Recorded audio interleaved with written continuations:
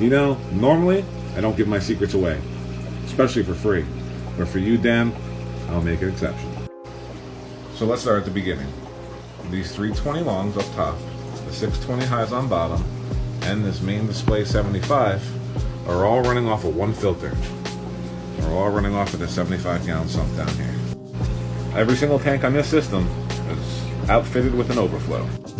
In all these tanks, the overflow drains into the same place, right down here into the 75 sump.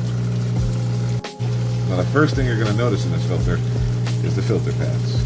Cut a half a milk crate, stacked it with filter pads up top, and then down below here we have a milk crate filled with bio balls and these cement blocks. Now the best thing to have in filters is a lot of porous material for bacteria to grow on. And these cement blocks along with the bio balls are perfect. As you can see, all the tiny little holes and how porous they are gives plenty of space for all that bacteria growth. After going through the filter pads, passing through all the biomaterial, you can see we're going to have some heaters over here. We got a pump. And that pump, straight up, pumps it back into all the tanks. As you can see, going straight across the top. So that 75-gallon below that's acting as a sump is your main filter. Now, I always get a lot of questions about this filter setup. The main question usually revolves around sick fish and quarantining when you're bringing new fish in. Now, let me show you how to solve that issue. When you bring new fish in, kind of like how I have here, all you have to do is turn the incoming water source off. And that's going to prevent the water from the sump from filling up your tank.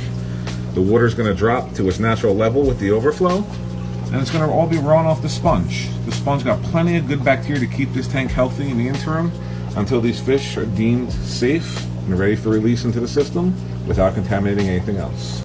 Now, by setting it up this way, we can easily quarantine these tanks, do water changes as needed, and observe. And once we deem that there's no problems and we want to release them back in, do a small water change, open up the water, and it's right back into the main system.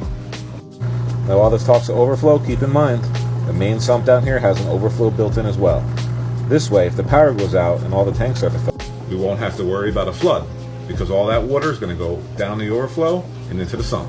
And this time when I say sump, I mean the sump pump. As you can see the manifold behind me, one air pump manages all my sponge filters.